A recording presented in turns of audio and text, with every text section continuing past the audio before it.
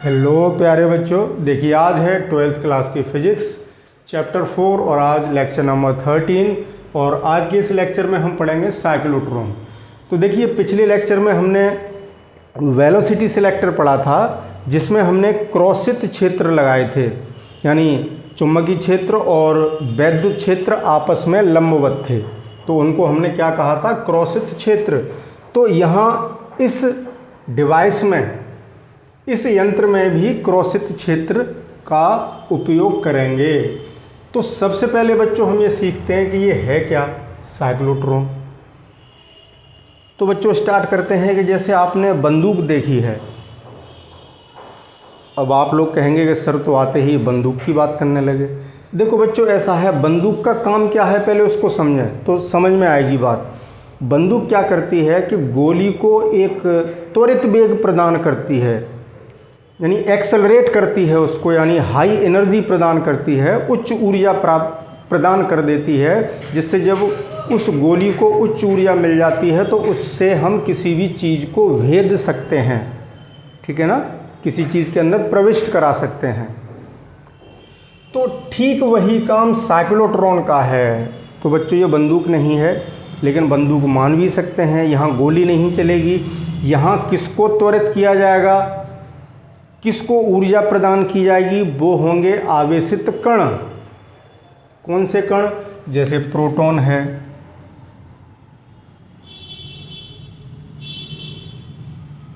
या ड्यूट्रॉन है,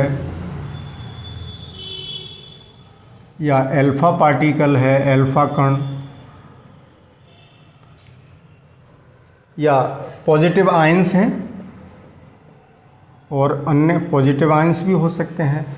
तो इन आवेशित कणों को, इस प्रकार के आवेशित कणों को उच्च ऊर्जा प्रदान करने में इसका प्रयोग किया जाता है। जैसे ठीक बंदूक से गोली बड़ा तीव्र वेग से निकलती है, तो वैसे ही इन पार्टिकल्स को अगर हमें तीव्र वेग प्रदान करना है, यानी उच्च वेग प्रदान करना है, यानी हाई एनर्जी तक त्वरित करना है, तो हम किसका इस्तेमाल करेंगे, साइक्लोट्रॉन।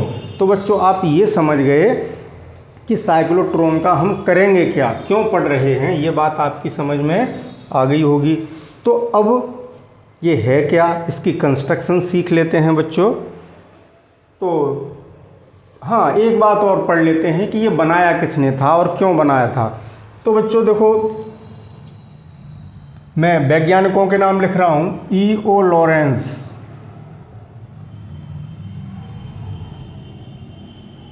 और E.O. लॉरेंस थे, और M.S. लिविंगस्टन।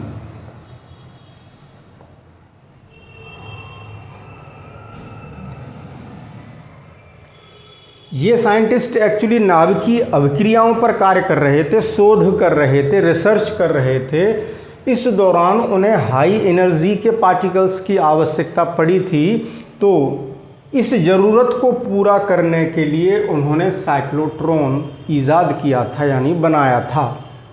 क्या कर रहे थे वो, नाभिकीय अभिक्रियाओं, न्यूक्लियर रिएक्शंस होती हैं बच्चों, न्यूक्लियर रिएक्शंस। जैसे आपने केमिस्ट्री में केमिकल रिएक्शंस पढ़ी हैं, रासायनिक अभिक्रियाएं पढ़ी हैं। अब होता क्या है बच्चों कि जो नाभिकीय अभिक्रियाएं, इनको आप आगे पढ़ेंगे जब न्यूक्लियर फिजिक्स पढ़ेंगे, नाभिकीय भौतिकी, उस समय आपको न्यूक्लियर रिएक्शंस पढ़ाई जाएंगे। तो जैसे रासायनिक अभिक्रिया के पूरा होने के लिए कुछ शर्तें होती हैं कि इतना दाब होना चाहिए, इतना ताप होना चाहिए, डिफरेंट कंडीशंस होती हैं।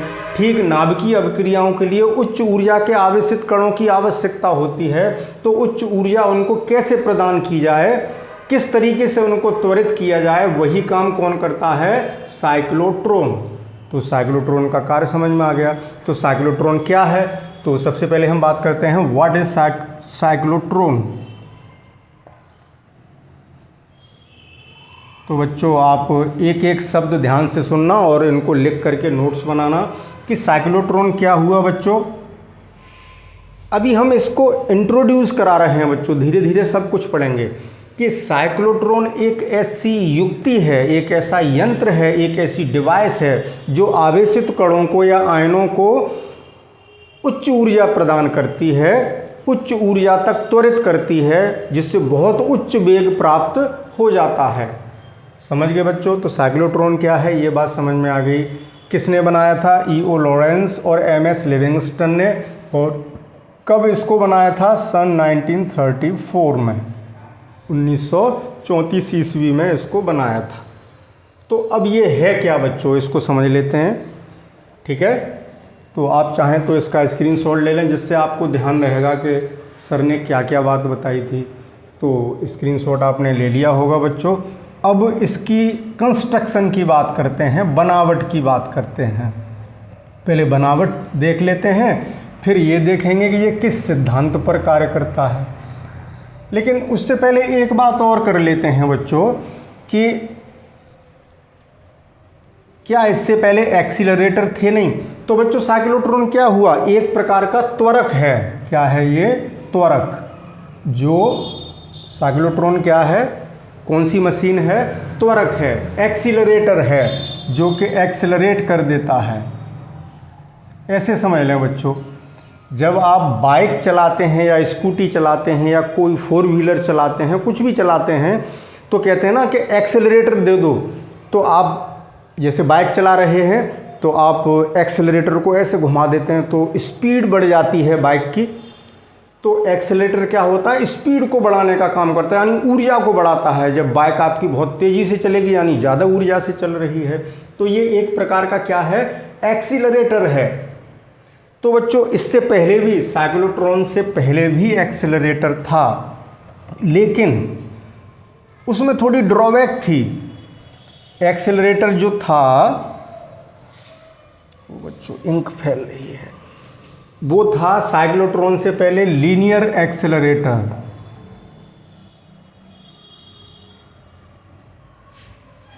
लीनियर एक्सीलरेटर, रैखिक त्वरक था।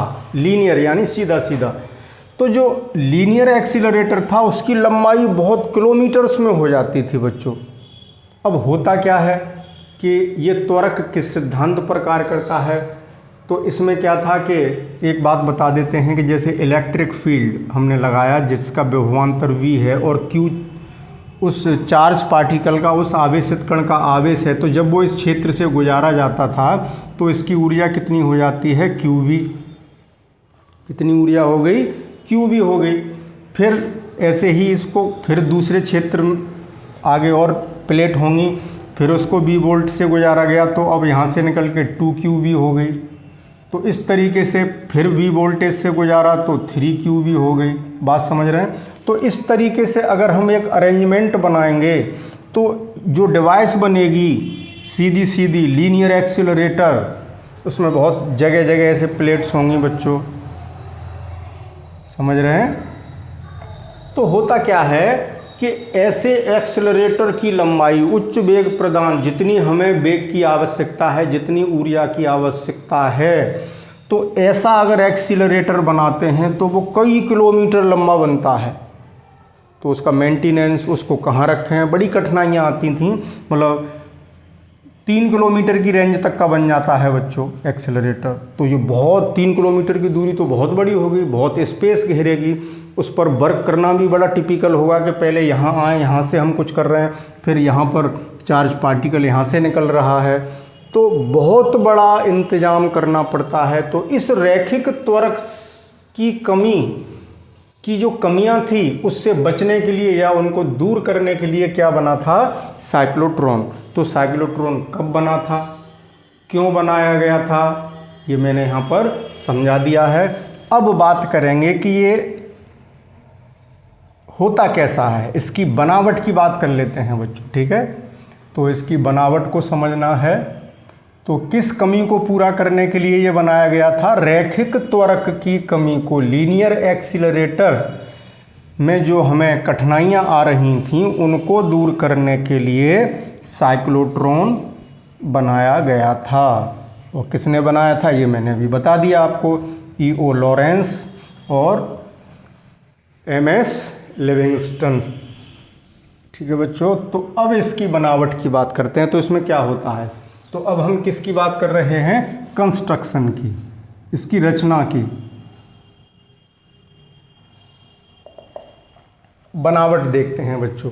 देखो इसमें एक मेटल का एक बॉक्स होता है। देखें, जैसे मैं ऊपर से देखूं किसी सर्कुलर बॉक्स को तो इस तरीके से दिखेगा बच्चों मुझको ओवल शेप में। ध्यान से समझना, शेप बच्चों थोड़ी सी गड़बड़ है तो मैं इसको सही कर लेता हूं।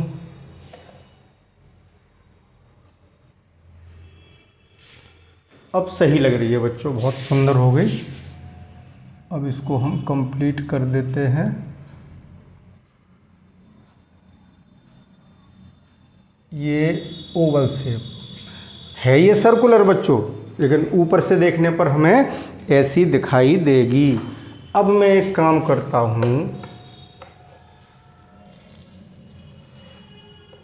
ध्यान से समझना बच्चों। इसकी बनावट भी आपको आनी चाहिए। इस बॉक्स के मैंने 2 टुकड़े कर दिए, सर्कुलर बॉक्स के, समझ रहे हैं।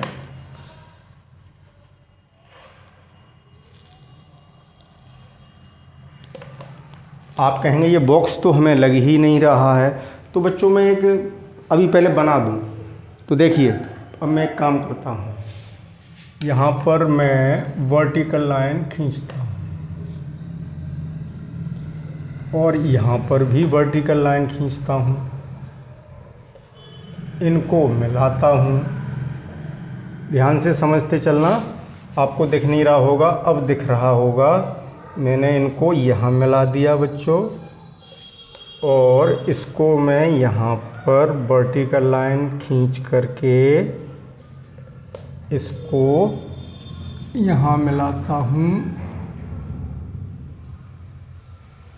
देखिए, अब आपको ये चैम्बर दिखाई देगा, ये बॉक्स अब ढंग से समझ में आ रहा होगा। तो देखिए बच्चों, सॉरी एक लाइन यहाँ खींचता हूँ,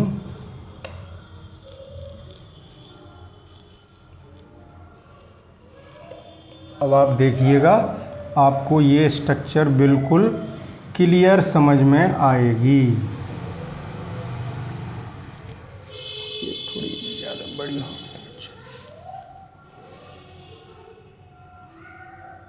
अब देखें, अब आपको एक गोल बॉक्स दिखाई दे रहा है और वो बीच में से काट दिया है। जैसे ऐसे समझे बच्चों, आप गोल गोल टैबलेट खाते हैं, बीच में लाइन खींची होती है, उसको 2 टुकड़े कर दें तो टैबलेट के इस तरीके से 2 टुकड़े हो जाएंगे।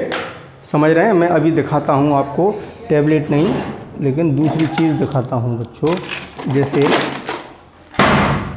जैसे मेरे पास ये बॉक्स है बच्चों, साइड से देख लीजिए, ये बॉक्स है। जैसे इसको बीच में से काट दिया है तो ऐसे 2 टुकड़े हो गए हैं और इसके अंदर स्पेस भी है, जगह है, ये बॉक्स है, तो ये शेप आएगी।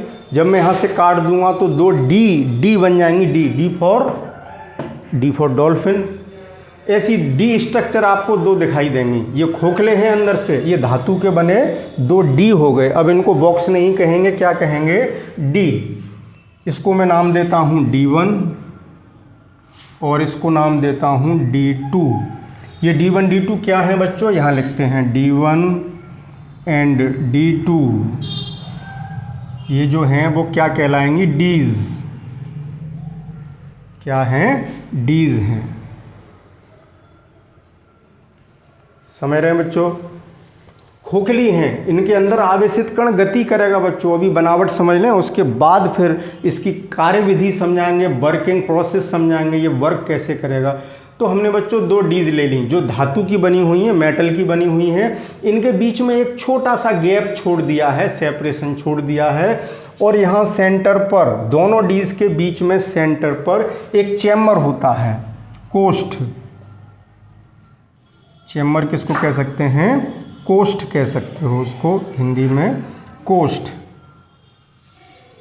जो उन आवेशित कणों का स्रोत होता है। ये चैम्बर क्या है, यहाँ दिखाया नहीं गया है बच्चों। एक कोष्ठ होगा, एक बॉक्स होगा यहाँ पर सेंटर पर, जिसमें गैस भरी होगी। जिस आवेशित कण को हमें त्वरित करना है उसको यहाँ उत्पन्न किया जाएगा। इस चैम्बर में कौन सी गैस भरनी है वो इस बात पर डिपेंड करेगा कि हम किस आवेशित कण को त्वरित करना चाह रहे हैं।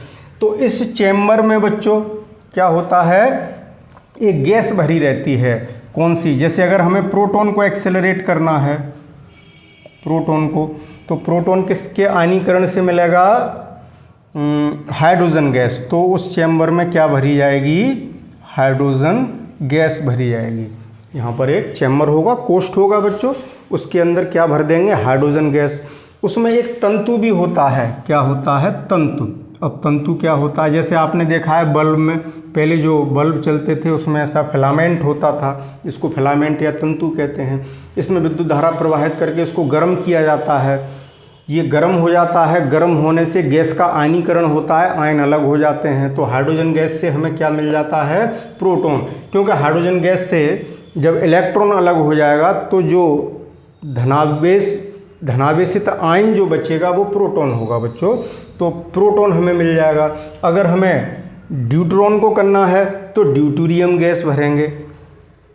हाइड्रोजन के समस्थानिक होते हैं प्रोटियम, ड्यूटियम और ट्राइटियम। तो प्रोटियम जो होता है वो प्रोटॉन देता है, उसको जनरली हाइड्रोजन कह देते हैं। ड्यूटेरियम गैस भरेंगे तो ड्यूट्रॉन मिल जाएगा बच्चों, ठीक है। अल्फा पार्टिकल चाहिए तो हीलियम गैस भरेंगे। अल्फा कण के लिए कौन सी गैस भरी जाएगी उस चैम्बर में? जैसे मान लो हमें अल्फा कण, इस बंदूक से, इस साइक्लोट्रॉन से हम ये चाहते हैं कि अल्फा कण त्वरित होकर निकले, तो कोष्ठ में यहाँ एस, यहाँ लिख दूँ बच्चों मैं एस, स्रोत है ये, आयन सोर्स कहलाता है। यही चैम्बर क्या कहलाता है? Ion source. आई बनाया है बच्चों, आयन सोर्स। आयन का स्रोत है, उस आयन को उत्पन्न करेगा जिसको हमें त्वरित करना है। जैसे आपको बंदूक से गोली चलानी है तो उसमें गोली डालनी पड़ेगी, बुलेट डालनी पड़ेगी, तभी तो वो त्वरित होकर निकलेगी। जब बुलेट ही नहीं है गन के अंदर तो बुलेट निकलेगी कहाँ से? तो वही बात आई। तो ये सोर्स है बच्चों, यहाँ उसका फिगर नहीं बनाया गया है क्योंकि फिगर बहुत कॉम्प्लिकेटेड हो जाएगा। आपको ध्यान में रखना है कि दोनों डीज के बीच में जो स्मॉल गैप है, जो रिक्त स्थान है दोनों डीज के बीच में, वहाँ पर हमने आयन स्रोत यानी चैम्बर है जिसमें हमने गैस भर रखी है। कौन सी गैस भरेंगे वो मैंने बता दिया। जो हमें चाहिए, प्रोटॉन चाहिए कि अल्फा कण चाहिए कि ड्यूट्रॉन चाहिए, क्या चाहिए, उसी हिसाब से यहाँ पर गैस भर दी जाएगी। अब क्या करेंगे बच्चों? इन दोनों डीज को हम जोड़ेंगे एक, किससे जोड़ेंगे बच्चों? यहाँ पर हमें वैद्युत क्षेत्र लगाना है तो एक दोलित्र लगाना होगा हाई फ्रीक्वेंसी का।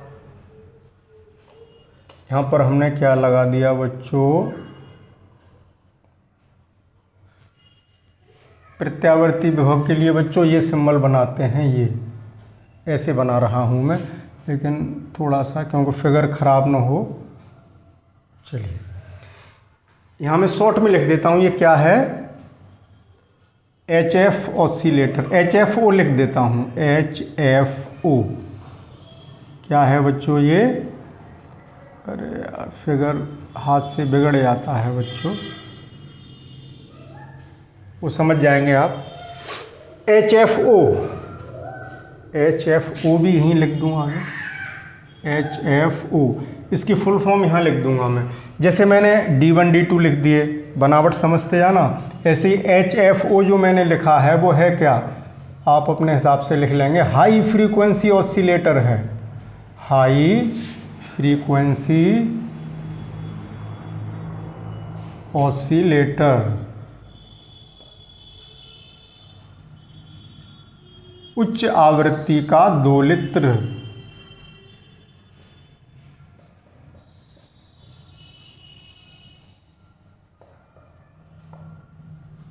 उच्च आवृत्ति का, फ्रीक्वेंसी बहुत उच्च होनी चाहिए, मतलब किस कहाँ से कहाँ तक? 10 से लेके 15 मेगाहर्ट्ज तक की रेंज का होगा, मेगाहर्ट्ज, इतनी आवृत्ति का, जिसे हम रेडियो फ्रीक्वेंसी ऑसिलेटर भी कह सकते हैं। HFO लिख दो या RFO लिख दो, radio frequency oscillator. Radio frequency oscillator.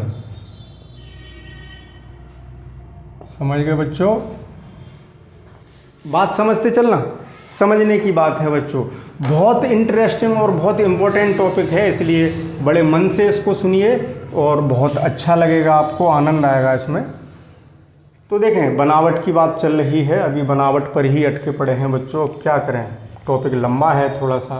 तो यहाँ हमने वैद्युत क्षेत्र लगा दिया, प्रत्यावर्ती विभव का स्रोत लगा दिया, उच्च आवृत्ति का हमने ऑसिलेटर जो दोलित्र लगाया है वो प्रत्यावर्ती विभव आरोपित करेगा, वो भी काफ़ी उच्च होगा बच्चों। एक हाई वोल्टेज यहाँ पर आरोपित किया जाता है, एक हाई इलेक्ट्रिक फील्ड यहाँ लगा दिया जिसकी दिशा ऐसे या ऐसे होती रहेगी। ओ सॉरी, ये लाइन बिगड़ जाती है। अब यही तो दिक्कत है, थोड़ा सा हाथ से समझाओ तो बिगड़ जाते हैं ये। तो बच्चों इसका स्क्रीनशॉट ले लें जिससे ये चीज़ आपको नोट करने में आसानी हो, फिर मैं आगे बढ़ता हूँ। यहाँ तक की बात समझ गए कौन सी चीज़ क्या है। D1 D2 Ds थी, ये ऑसिलेटर था बच्चों। अभी एक चीज़ और लगाना बाकी है। अभी हमने क्या लगा दिया, वैद्युत क्षेत्र लगा दिया दोनों Ds के मध्य। अब चुंबकीय क्षेत्र भी तो लगाना बाकी है, और वो भी आपस में कैसा होना चाहिए, लंबवत। चुंबकीय क्षेत्र की दिशा और वैद्युत क्षेत्र की दिशा आपस में लंबवत होगी, तभी वो दोनों फील्ड कैसे कहलाएंगे, क्रॉस्ड फील्ड्स। क्या कहलाते हैं, क्रॉस्ड फील्ड्स, यानी क्रॉसित क्षेत्र। कौन कौन से होंगे, इलेक्ट्रिक फील्ड भी होगा जो कि हमने अभी लगा दिया। इसकी दिशा कैसे हो सकती है, ये बच्चों ये डीज ऐसे है ना, एक डीज आधी आधी कर दी ऐसे आधी आधी, तो चुंबकीय क्षेत्र कभी इधर होगा कभी इधर होगा, क्योंकि ऑल्टरनेटिंग है, प्रत्यावर्ती विभव है। कैसा विभव है बच्चों, प्रत्यावर्ती विभव। इसको आप अगले चैप्टर में पढ़ेंगे, अगले में नहीं, अगली यूनिट में पढ़ेंगे, प्रत्यावर्ती धारा और प्रत्यावर्ती विभव। अभी समझा दूंगा मैं थोड़ी इस टॉपिक की ज़रूरत के हिसाब से।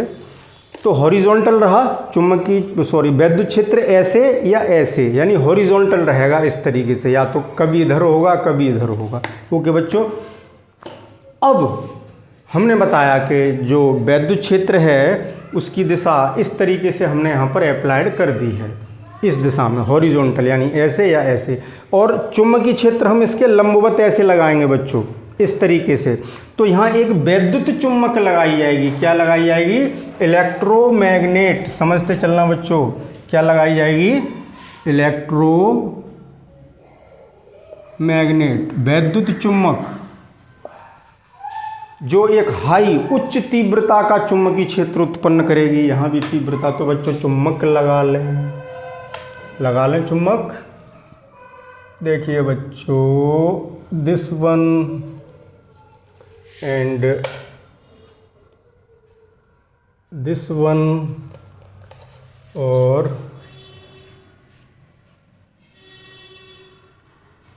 ये चुम्बक का, और नीचे कर लो।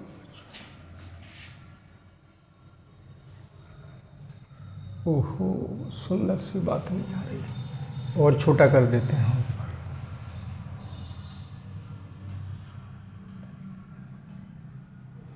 ये नॉर्थ पोल है चुम्बक का। कौन सा पोल है, नॉर्थ।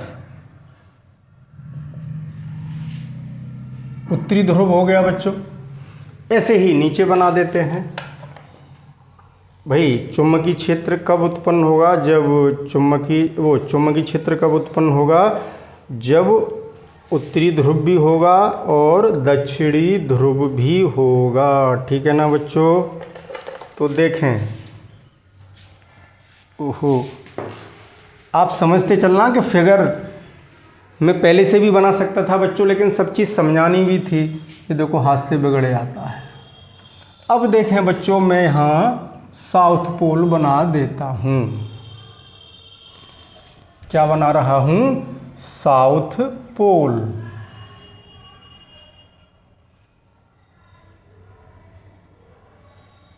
क्या बनना है बच्चों, साउथ पोल बन रहा है। चलो ऐसे ही रहने देते हैं, आप समझ जाएंगे। ज़्यादा सुंदर के चक्कर में वीडियो भी हमारा बहुत लेंदी हो जाएगा। ठीक है बच्चों, ये क्या बना दिया हमने, साउथ पोल बना दिया। ठीक है, ये चुंबक का साउथ पोल हो गया। अब मैग्नेटिक फील्ड, सॉरी बच्चों, ये साउथ पोल हो गया। Magnetic field north to south होता है, तो चुंबकीय क्षेत्र की दिशा बच्चों यहाँ होगी नॉर्थ से साउथ की ओर। मैं बना देता हूँ, इससे बनाता हूँ बच्चों, नॉर्थ टू साउथ होगी। इस तरीके से बल रेखा आएगी। मैं बीच में ब्रेक कर देता हूँ बल रेखा को। वैसे बल रेखा टूटती नहीं है बच्चों, लेकिन फिगर में थोड़ी सी प्रॉब्लम आ सकती है। यहाँ फिर सोर्स नहीं दिखेगा आपको, मैंने मिलाया नहीं है, या मिला देता हूँ सोर्स थोड़ा सा। आप कहेंगे सर आपने बल रेखा तो तोड़ दी। बच्चों क्षेत्र रेखा जो होती है, मैग्नेटिक फील्ड लाइंस जो है, फील्ड लाइन ऐसे नहीं होगी कि ऐसे बना दी, गैप नहीं होता है, सतत होती है, कंटिन्यूस होती हैं बल रेखाएं। तो ये मैंने कौन सी बल रेखा बनाई है, चुंबकीय क्षेत्र की, यानी बी। ये किसको बता रही है, मैग्नेटिक फील्ड बी को, ऊपर से नीचे की ओर। और यहाँ क्या रखा है, आयन सोर्स, बड़ा सा बना देते हैं, ये एस है बच्चों। अब हम इसको ऐसे, तो बच्चों सिचुएशन आपकी काफ़ी क्लियर हो रही होगी। अब ये बन गया हमारा साइक्लोट्रॉन। अभी कुछ बाकी है। यहाँ हमने वैद्युत क्षेत्र लगा दिया, उच्च आवृत्ति का दोलित्र लगा के, हाई फ्रीक्वेंसी ऑसिलेटर लगा के, इलेक्ट्रोमैग्नेट के वैद्युत चुम्बक के पोल्स लगा करके हमने एक उच्च तीव्रता का चुंबकीय क्षेत्र भी लगा लिया, और दोनों क्षेत्र आपस में लंबवत हो गए, यानी क्रॉसित क्षेत्र हो गए, और यहाँ पर प्रत्यावर्ती विभव भी आरोपित हो चुका है। अब बच्चों ये हो गई बनावट। एक बात और, यहाँ एक विंडो और होती है बच्चों। क्या होती है, विंडो। यहाँ लिख देते हैं हम W फॉर क्या है बच्चों, विंडो। खिड़की है, खिड़की है, यहीं से वो आवेशित कण निकलेगा, त्वरित होकर उच्च ऊर्जा प्राप्त करके बड़ा तेजी से यहाँ से निकलेगा। अब कैसे कार्य करेगा, बनावट समझ में आ गई। यहाँ वैक्यूम होता है बच्चों, इन डीज के बीच में इस उपकरण पर एक निर्वात रखा जाता है, वैक्यूम रखा जाता है। तो अब देखें कैसे कार्य होगा। उससे पहले सिद्धांत और समझ लेते हैं। अब किसकी बात कर रहे हैं, प्रिंसिपल, सिद्धांत।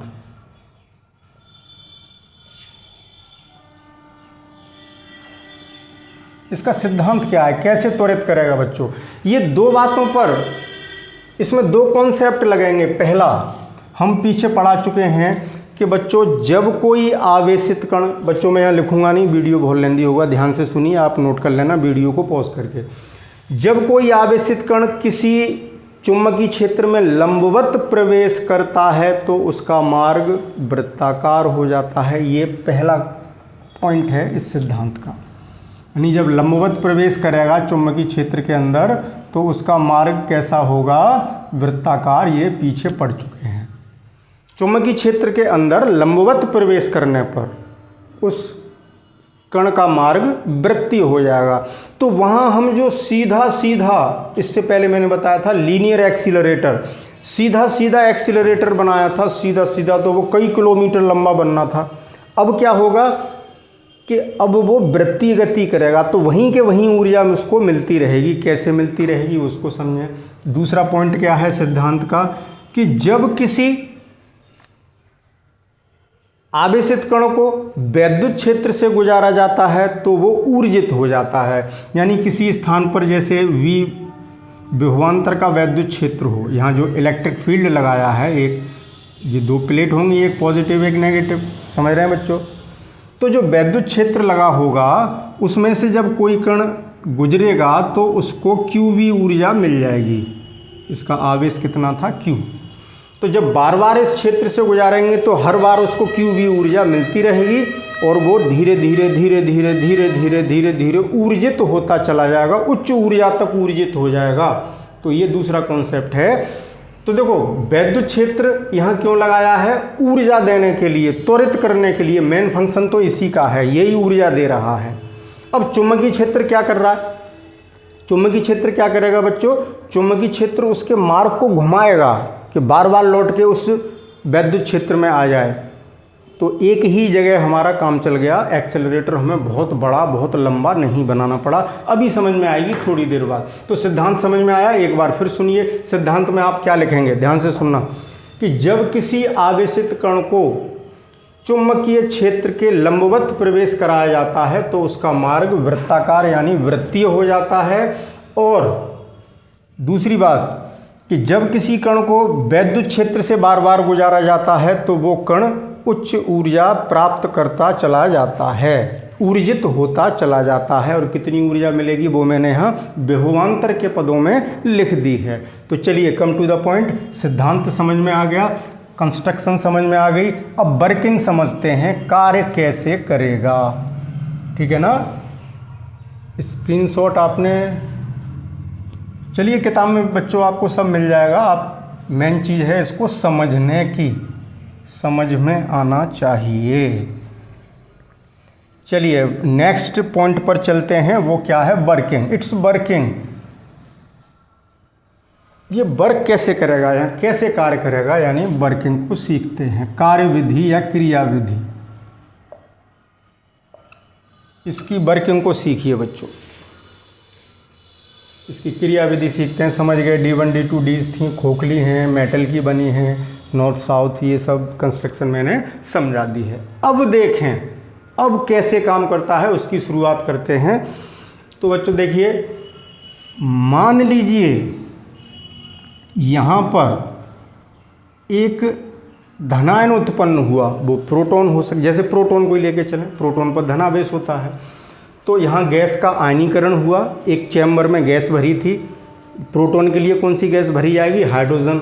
तो हाइड्रोजन गैस हमने भर दी और उसमें तंतु लगा है चैम्बर में, तो हमने धारा प्रवाहित की, तंतु गर्म हुआ, तापानिक उत्सरण के कारण आयन अलग अलग हुए, प्रोटॉन की उत्पत्ति हुई। अब वो प्रोटॉन, अब मान लीजिए किसी टाइम पर ये वाली जो डी है वो पॉजिटिव है और ये नेगेटिव है, क्योंकि ये कैसा विभव है, प्रत्यावर्ती विभव। बच्चों मैंने अभी कहा था, मैं समझाऊंगा। प्रत्यावर्ती विभव बच्चों ऐसे होता है, उसका अगर ग्राफ खींचें, ये पल्स पॉजिटिव, ये नेगेटिव, ये पॉजिटिव, ये नेगेटिव, यानी प्रत्यावर्ती धारा वायर में एक आवर्त काल में एक बार इधर जाती है और एक बार इधर आती है, तब उसका एक आवर्त पूरा होता है, एक दोलन पूरा होता है। ठीक है, तो ये बदलते रहेंगे। तो सपोज ये वाली डी कैसी थी, नेगेटिव थी, तो यहाँ प्रोटॉन उत्पन्न हुआ और वैद्युत क्षेत्र उस समय फिर प्लस से माइनस की ओर ऐसे होगा, चुंबकीय क्षेत्र ऐसे है, लंबवत है, तो ये नेगेटिव प्लेट से नेगेटिव प्लेट की ओर प्रवेश करेगी, क्योंकि ये प्रोटॉन है, धनावेशित कण। तो जैसे ही चुंबकीय क्षेत्र में अंदर प्रवेश करेगा, बच्चों एक बात का ध्यान और रखना कि ये देखो मेन पॉइंट, जो बहुत बारीक बात बताने जा रहा हूँ, कि ये दोनों डीज कैसी हैं, खोखली हैं। और खोखले चालक के अंदर या चालक के अंदर वैद्युत क्षेत्र शून्य होता है, तो इन डीज के अंदर बच्चों वैद्युत क्षेत्र नहीं होगा, there is no electric field. ये बात बिल्कुल दिमाग में बिठा लेना, there is no electric field, क्योंकि हो सकता है बुक में ये बात न दी हो। There is no electric field inside the डीज,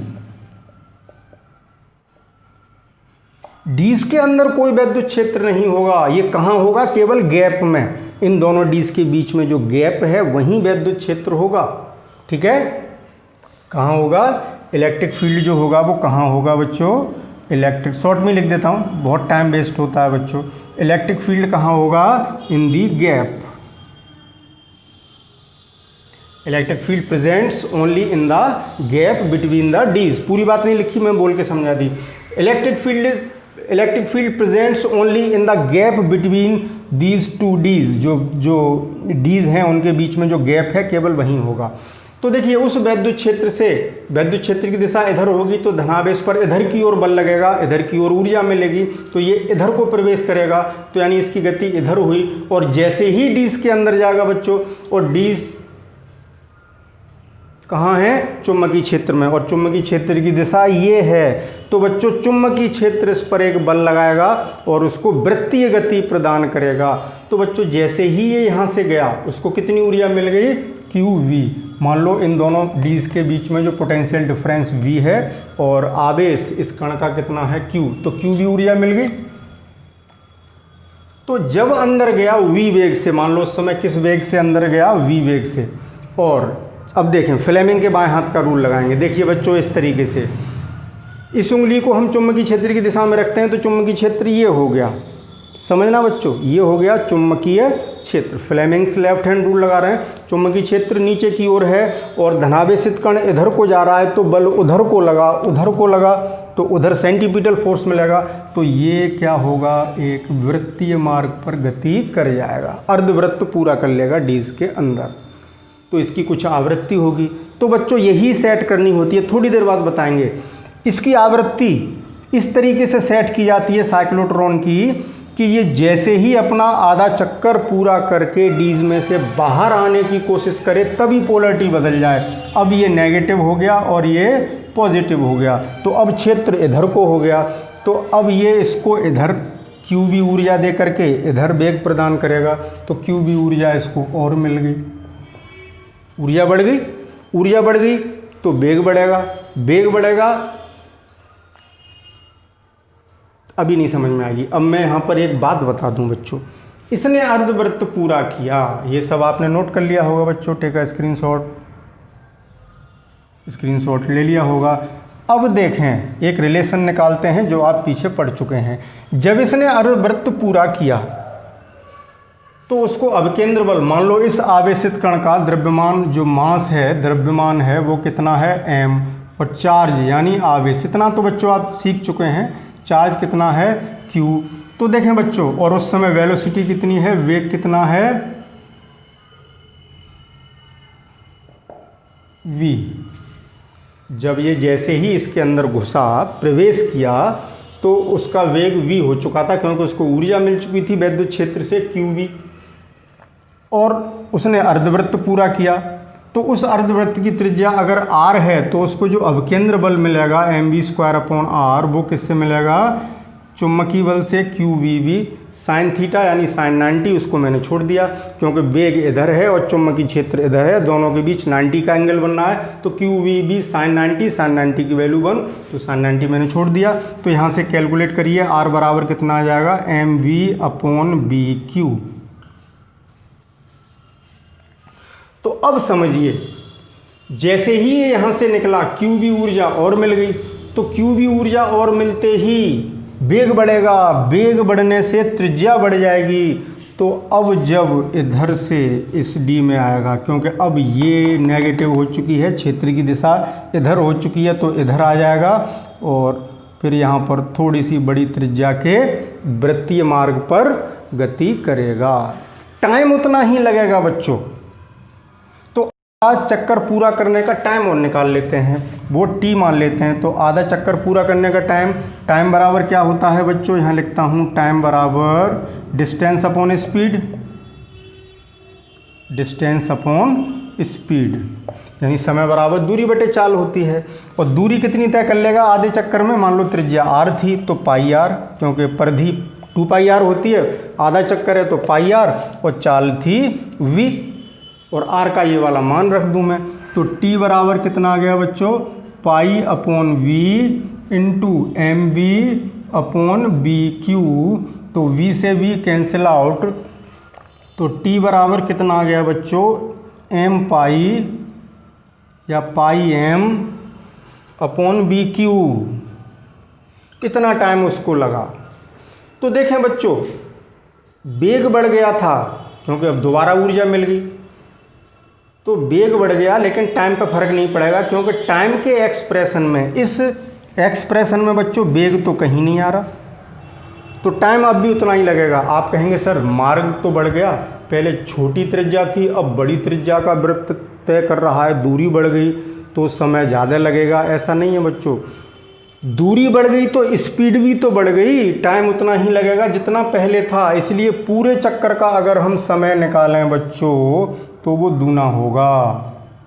जिसको हम टाइम पीरियड कहेंगे, आवर्तकाल, टाइम पीरियड। तो टी बराबर, टी का मान रख दें 2πm अपॉन बी क्यू आ गया। यही हमने पीछे भी निकाला था बच्चों। तो देखें पूरा एक चक्कर देखो यहाँ से चला था, फिर यहाँ आ गया, ठीक है। तो एक चक्कर का जो समय रहा वो इतना रहा, क्योंकि टाइम वेलोसिटी पर और रेडियस पर डिपेंड नहीं कर रहा है बच्चों, समझ रहे हैं। यहाँ रेडियस पर डिपेंड नहीं कर रहा, रेडियस बढ़ गई तो क्या हुआ भाई, टाइम वेलोसिटी पे तो डिपेंड करेगा। जैसे इस टर्म में देखें, वो तो कट ही गए थे वेलोसिटी के टर्म। ऐसे आप दूसरे तरीके से देखें कि हमने डिस्टेंस बढ़ा दी, वेलोसिटी उतनी रखें, तो वेलोसिटी पर डिपेंड कर रहा है। लेकिन यहाँ का एक्सप्रेशन कुछ और कह रहा है बच्चों, वो केवल मैग्नेटिक फील्ड और उसके चार्ज पर और उसके मास पर ही डिपेंड कर रहा है, तो टाइम बराबर ही रहेंगे। तो देखें अब यहाँ आ गया, अब जैसे ही इसने ये अर्धवृत्त पूरा किया, पोलरिटी फिर बदल गई, अब ये पॉजिटिव हो गया और ये नेगेटिव हो गया। तो अब फील्ड फिर उधर हो गया, उधर तो इधर को बल लगेगा और यहाँ इस गैप में फिर आएगा, इस गैप में फिर आएगा, क्यू भी ऊर्जा फिर मिल जाएगी बच्चों। ऊर्जा और मिल गई, वेग और बढ़ेगा। जब वेग बढ़ेगा तो यहाँ से देखें त्रिज्या बढ़ेगी, तो और बड़ा मार्ग हो जाएगा। अब बड़ा मार्ग हो गया। तो यही क्रिया बच्चों चलती रहेगी। अब फ़ायदा क्या है बच्चों, देखिए हमें बार बार गुजारना था। वैद्युत क्षेत्र, ऊर्जा कौन दे रहा है, मेन फंक्शन किसका है, इलेक्ट्रिक फील्ड का। वैद्युत क्षेत्र ही उसको क्यू भी ऊर्जा देता है, जिससे उसका वेग बढ़ता है, एनर्जी बढ़ती है, वेलोसिटी बढ़ती है, एक्सेलरेट होता है।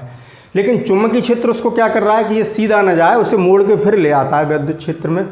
और जबकि रेखीय उसमें क्या था कि सीधे सीधे उसको ले जाना था, तो बहुत मतलब 2-3 किलोमीटर का एक्सेलरेटर बना था। अब यहाँ पर 2-3 किलोमीटर की दूरी गोल गोल गोल गोल गोल गोल घूमने में ही मिल रही है।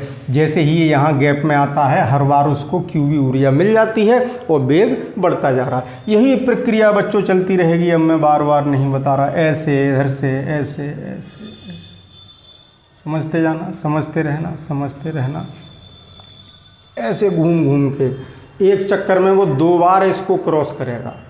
और जैसे ही बच्चों यहाँ ये कट लग गए, ये फिगर बनाने में आप सही सा बनाना, जैसे ही ये वृत्त की परिधि तक पहुँच जाएगा, इसको यहाँ एक डिफ्लेक्टिंग प्लेट लगी होगी। डीपी लिख दिया है बच्चों, डीपी से खुश हो गए बच्चों कि सर आज डीपी की बात कर रहे हैं। बच्चों ये सोशल मीडिया वाली डीपी नहीं है जो आप अपने फ़ोन पर लगाते रहते हैं। यहाँ डीपी का मतलब मेरा क्या है, यहाँ लिख दूँ डीपी फॉर डिफ्लेक्टिंग प्लेट।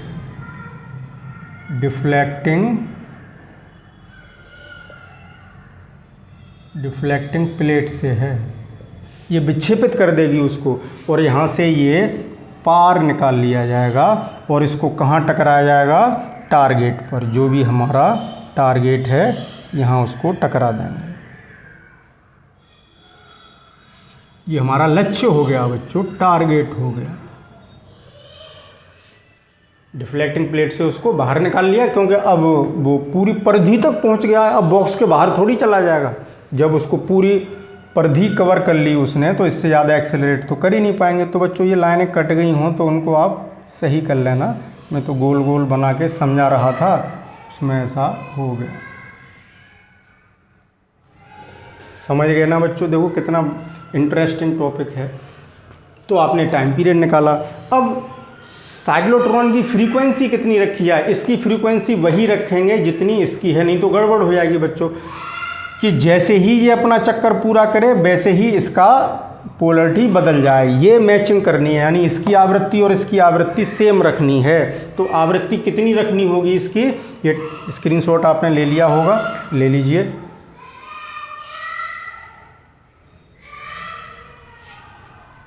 देखें टाइम पीरियड हमने निकाल लिया, तो आवृत्ति साइक्लोट्रॉन फ्रीक्वेंसी कितनी रखनी होगी, जितनी कि इसके आवर्तकाल से मिलेगी। तो साइक्लोट्रॉन फ्रीक्वेंसी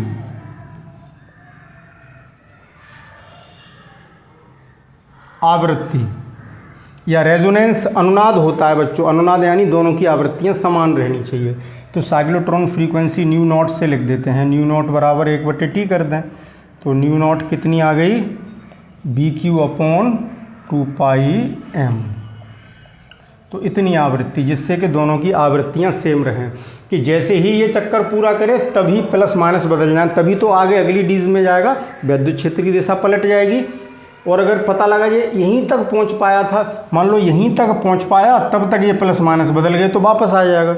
ऊर्जा देने का फ़ायदा क्या हुआ, सारा सिस्टम, सारा सिंक्रोनाइजेशन, सारी जो सेटिंग थी इस साइक्लोट्रॉन की, वो सब बिगड़ जाएगी बच्चों। तो दोनों की फ्रीक्वेंसीज सेम होनी चाहिए, इसी को रेजोनेंस फ्रीक्वेंसी या साइक्लोट्रॉन फ्रीक्वेंसी हम कह सकते हैं। अब निकालते हैं बच्चों कितनी ऊर्जा से ये बाहर जाएगा, उसका ज़्यादा से ज़्यादा वेग कितना होगा, तो उसको समझ लें, इसका स्क्रीनशॉट लें। ओहो बच्चों, वीडियो बहुत लेंदी हो गया, चलो मैं जल्दी जल्दी समाप्त करता हूँ। अब बात करते हैं वेलोसिटी की। तो बच्चों देखिए, आपने देखा कि जैसे ये 2 डीज थीं, ओहो, इन दोनों डीज के बीच में v विभवांतर है और हर बार उसको qv ऊर्जा मिल जाती है। मैं यहाँ बना के दिखाता हूँ बच्चों अलग से समझाने के लिए। जैसे ये डीज थी, ठीक है, तो देखो बच्चों, यहाँ से जब वो चला था और ऐसे एक चक्कर जब पूरा किया, तो एक चक्कर में उसे 2 बार यहाँ से प्रवेश किया था तब और निकला था तब, 2 बार उसको ऊर्जा मिली एक चक्कर में।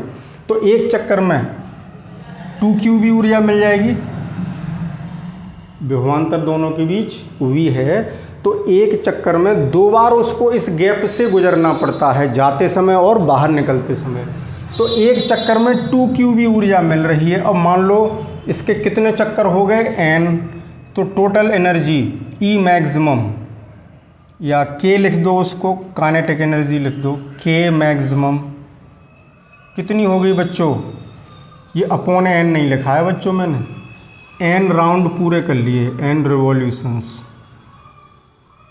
n चक्कर उसने पूरे कर लिए, और एक चक्कर में 2qv मिल रही है, तो n चक्करों में उसको 2n, n का गुणा और कर दें तो 2n qv ऊर्जा मिल जाएगी। समझ गए बच्चों, एक एक्सप्रेशन ये मिला। अब हम देखें, अगर इसका जो रेडियस है d का, ये जो हमने d बनाई है, इस d की ये जो रेडियस है ये, वो कितनी है, कैपिटल R है। तो इसके चक्कर की सबसे बड़ी त्रिज्या कैपिटल R के आखिरी चक्कर की त्रिज्या R होगी, और सबसे बड़ा जब चक्कर लगा रहा होगा आवेशित कण, तो उसकी वेलोसिटी सबसे ज़्यादा होगी, ऊर्जा भी सबसे ज़्यादा होगी। तो K मैक्सिमम बराबर कितनी होगी, ½ mv मैक्सिमम स्क्वायर, इतनी तो होगी बच्चों। और हमने अभी निकाला था R बराबर mv/vq। तो जब हमारी R का मतलब इस आवेशित कण के वृत्तीय कक्षा में चक्कर लगाने की त्रिज्या जब d की परिधि तक पहुंच जाएगी, जब कैपिटल R हो जाएगी, उस समय जो वेग होगा वो सबसे ज़्यादा होगा। यानी जब R कैपिटल R के बराबर हो जाएगी तो वेलोसिटी मैक्सिमम हो जाएगी, यानी v मैक्सिमम हो जाएगी। तो इस एक्सप्रेशन से हमें क्या मिलेगा बच्चों बताइए, R बराबर mv मैक्सिमम अपॉन bq। तो यहाँ से v मैक्सिमम निकालिए, कितना आ गया, v मैक्सिमम बराबर आ गया bqr बटे m। यही तो आया बच्चों, ये मैं यहाँ रख देता हूँ। तो k यानी जो उसकी महत्तम या अधिकतम या मैक्सिमम ऊर्जा 1/2 m b मैक्सिमम, इसका स्क्वायर करिए, b square q square r square upon m square, m से एक स्क्वायर कट गया, तो यहाँ लिख देता हूँ अब मैं कि मैक्सिमम कितना आ गया बच्चों, b square q square r square upon twice m। ये भी k मैक्सिमम है, ये वोल्टेज के टर्म्स में है, और ये d की रेडियस के टर्म में है। ठीक है, समझ गए, ये अलग इक्वेशन है और ये अलग इक्वेशन है। कोई भी नंबर आप सिस्टमेटिक डालते जाना। तो बच्चों देखें, हमने साइक्लोट्रॉन सीख लिया। तो साइक्लोट्रॉन ने क्या किया कि आवेशित कण को बहुत उच्च ऊर्जा प्रदान कर दी और त्वरित वेग उसको प्रदान कर दिया, जिससे हम उस नाभिकीय अभिक्रिया को संपादित कर सकें, उस नाभिकीय अभिक्रिया को करा सकें। हमें नाभिकीय अभिक्रियाओं में आवेशित कणों, ऊर्जित आवेशित कणों की आवश्यकता पड़ती है। तो बच्चों, लीनियर एक्सेलरेटर की कमी थी उसकी लंबाई। सबसे बड़ा कष्ट हमें किस बात का था कि लीनियर एक्सेलरेटर बहुत लंबा होता है, 3 किलोमीटर या 3.2 किलोमीटर, 3 किलोमीटर की रेंज का है, मतलब किलोमीटर्स में उसकी लंबाई होती है। ये ज़्यादा बड़ा नहीं होगा क्योंकि इसमें आवेशित कण को सीधे नहीं आना है, बार बार घूम के लौट के। और बच्चों, ये जो पाथ बना, ये वाला पाथ, ये जो मार्ग बना, बार बार घूम रहा है इस तरीके से। कैसे घूम रहा है? इस तरीके से। इसे स्पाइरल पाथ कहते हैं। क्या कहते हैं इसको? स्पाइरल।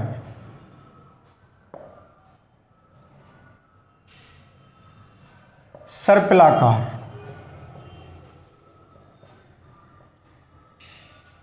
जैसे आपने घर में कोयल देखी होगी, मॉस्किटो कोयल आती हैं, मॉर्टिन की कोयल आती है, उसी टाइप का कोयल में ऐसे ही तो होता है बच्चों। ऐसे कोयल देखी है आपने, मच्छर भगाने के लिए जो कोयल लगाते हैं।